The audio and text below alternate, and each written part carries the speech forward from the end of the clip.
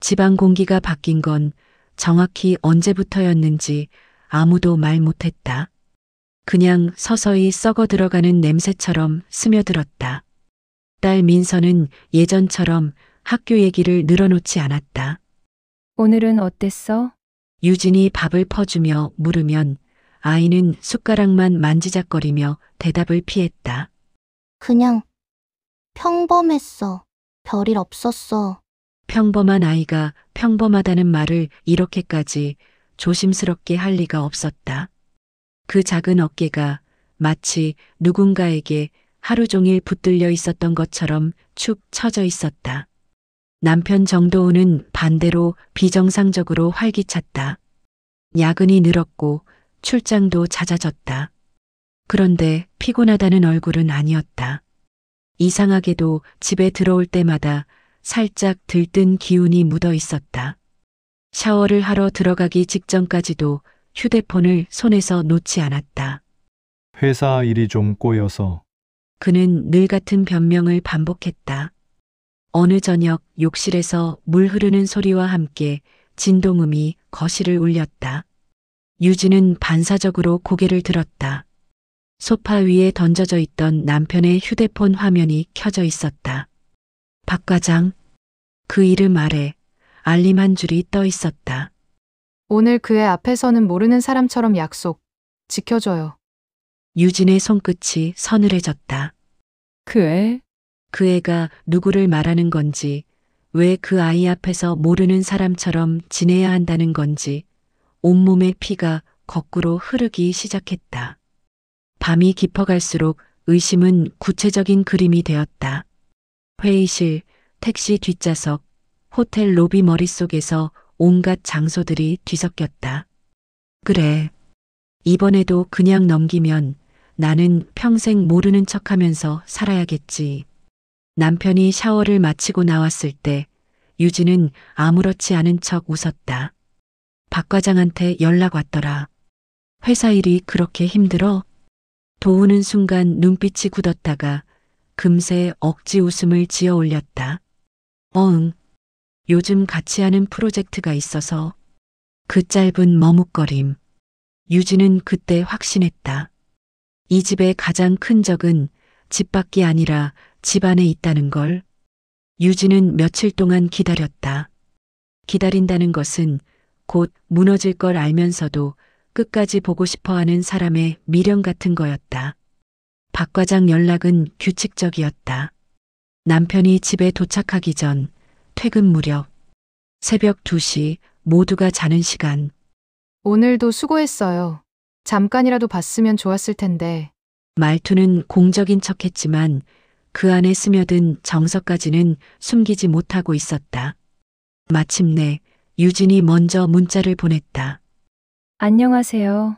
우리 한번 얼굴 보고 이야기해야 할 것 같아요. 그 애 때문에라도요. 잠시 후 답장이 왔다. 네.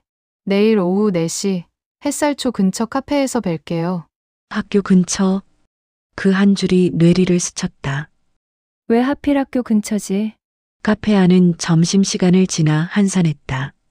유진은 가장 구석 자리에서 입구를 바라보고 앉았다. 손에 쥔 머그컵은 이미 미지근하게 식어 있었다. 문이 열릴 때마다 유진은 고개를 들었다. 회사원 차림의 여자들, 운동복 차림의 엄마들, 교복 입은 아이들. 하지만 그 누구도 박 과장 같지는 않았다.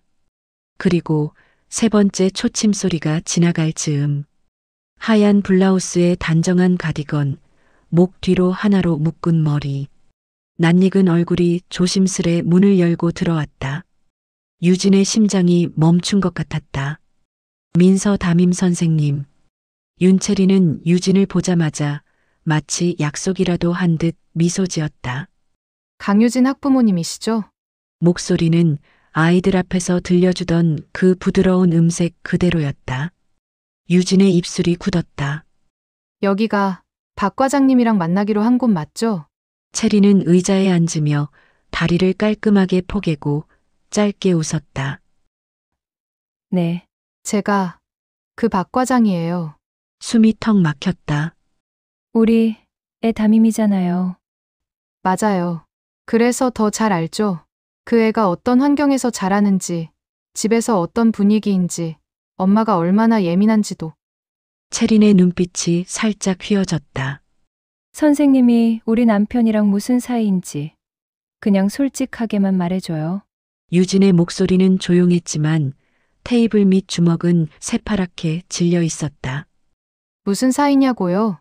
채린은 커피잔을 입술에 가져갔다가 일부러 천천히 내려놓았다. 회사에선 동료, 학교에선 학부모, 그리고 둘만 있을 땐 남자와 여자죠. 그 한 줄은 흉기보다 날카로웠다. 아, 오해하시면 안 되는 게 채린이 덧붙였다. 아이한텐 저는 담임일 뿐이에요. 어른들 문제는 어른들끼리 해결하는 게 좋잖아요. 유진은 그 순간 깨달았다. 이 여자는 단순히 남편을 빼앗은 상대가 아니라 자신의 아이 하루를 쥐고 흔드는 사람이라는 걸. 그날 이후 학교는 더 이상 안전한 공간이 아니었다. 유진에게 학교 정문은 전쟁터 입구였다. 민서는 점점 말수가 줄었다. 공책에는 빨간 펜으로 남겨진 다시라는 단어가 자주 보였다. 틀린 것도 아닌데 이유도 없이. 선생님이 왜 그랬는지 설명해줬어? 유진이 물으면 민서는 고개를 숙이고 입술만 씹었다. 그냥 다음부턴 더 잘하래. 학급 단체 채팅방에서도 이상한 공기가 느껴졌다. 어느 날 지연이 캡처 화면을 보내왔다. 윤채린 담임. 우리 반에서 과제 제출 안 한 친구가 딱 한 명 있네요. 엄마가 좀 더 신경 써주시면 좋을 텐데요. 과제를 안 낸 건 민서가 아니었다. 그런데 엄마들 사이에서는 자연스럽게 민서 이름이 오르내렸다. 요즘 민서가 많이 틀린다더라. 선생님 말 안 듣는 애라던데. 유진이 남편에게 이 얘기를 꺼냈을 때 도우는 짜증 섞인 한숨을 쉬었다. 그러니까 내가 뭘 했어. 학교 일까지 끌어들이지 말자고 했잖아. 너 지금 과몰입하는 거야. 과몰입? 유진의 목소리가 떨렸다. 당신 불륜 상대가 우리 애 담임인데 그게 과몰입이야? 애가 혹시라도 이상한 소리 듣게 되면 어쩌려고 그래? 지금이라도 모르는 척 넘어가면 시간이 해결해 줄 수도 있어. 도훈의 말은 결국 한 줄로 요약됐다. 난 들키고 싶지 않다. 그날 밤 민서는 잠결에 흐느끼며 중얼거렸다. 선생님이 엄마 이상한 사람이라고 했어. 유진은 깜짝 놀라 아이를 흔들어 깨웠다. 뭐라고? 선생님이 뭐라 그랬어? 민서는 눈물을 훔치며 말했다. 엄마가 학교 일에 너무 예민해서 힘들 때 애 눈치도 안 본다고. 나만 괜히 눈치 보이잖아. 그제야 유진은 깨달았다. 이 싸움은 이미 교실 안에서 시작돼 있었다. 가장 약한 존재부터 조용히 무너뜨리는 방식으로. 그래. 그렇다면 나도 교실 안에서 끝장을 봐야겠지. 결정적인 증거는 언제나 우연을 가장하고 나타났다. 그날 밤 도우는 평소보다 더 취해 있었다. 거실 소파에 그대로 쓰러져 코까지 골았다. 휴대폰은 손에서 미끄러져 바닥에 떨어져 있었다. 유진은 잠깐 망설였다. 여길 또 들여다보면 다시는 예전으로 못 돌아가. 하지만 이미 예전은 없었다. 돌아갈 것도 지킬 것도 남아있지 않았다. 유진은 천천히 휴대폰을 집어들었다. 통화네요. 메시지. 그리고 이제껏 보지 못했던 앱 하나. 자동 통화 녹음. 가장 최근 파일을 눌렀다. 잠시 잡음이 흐르더니 곧 익숙한 목소리가 방 안에 울려 퍼졌다. 회사 돈 빼돌린 건 나 혼자 아니라고 했죠, 오빠. 윤채린이었다. 목소리는 낮고 차분했다. 책임질 땐 같이 져야 공평하지 않아요? 이제 와서 그 얘기를 왜 꺼내? 도훈의 목소리는 거칠었다. 괜히 입 잘못 놀리면 너도 편하진 않을 텐데. 그러니까 민서 엄마 좀 조용히 만들어요. 채린의 말투가 날카로워졌다. 그 애까지 건드리고 싶진 않지만 나도 지켜야 할 게 있으니까. 유진의 손이 덜덜 떨렸다. 이 사람들한테 내 애는 그냥 협박 카드였구나. 다음 파일. 다음, 또 다음. 교실에선 티 내지 말라고 했잖아. 애한테 뭐라고 한 거야? 제가 뭐려? 그냥 엄마가 너무 예민하면 애가 힘들어진다고 말해준 것 뿐인데요. 제발 조용히 좀 넘어가. 나까지 무너지면 너도 같이 끝이야. 그럼 더 세게 나가야죠. 애만 가만히 있으면 엄마는 금방 무너질걸요? 그 말은 명백한 선언이었다. 이건 단순한 불륜이 아니라 한 아이를 사이에 둔 심리전이자 어른들의 더러운 이해관계가 엮인 공모였다. 유진은 모든 녹음 파일을 자신의 휴대폰과 노트북으로 옮겼다. 지연에게도 USB에 담아 건넸다. 이거 혹시라도 나 사고 나면 경찰에 바로 가져가. 지연이 숨을 들이켰다. 야, 무슨 소리야. 그런 소리 하지 마.